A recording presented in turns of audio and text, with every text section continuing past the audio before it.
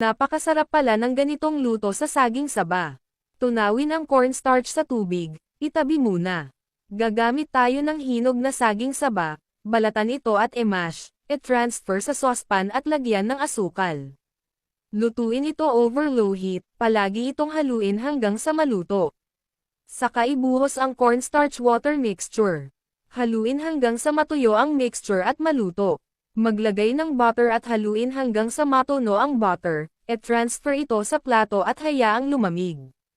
Magbatil ng itlog. Tanggalin ang bawat gilid ng sliced bread, i-flatten ito, maglagay ng nilutong saging at cheese, pairan ng binatil na itlog ang bawat gilid ng tinapay at isara ito, gamit ang tinidor, i-dip ang pie sa binatil na itlog, bago lagyan ng coating na breadcrumbs. Magpainit ng mantika sa saucepan at i-fry ang pie over low-medium heat, baliktarin ito para pantay ang pagkaluto.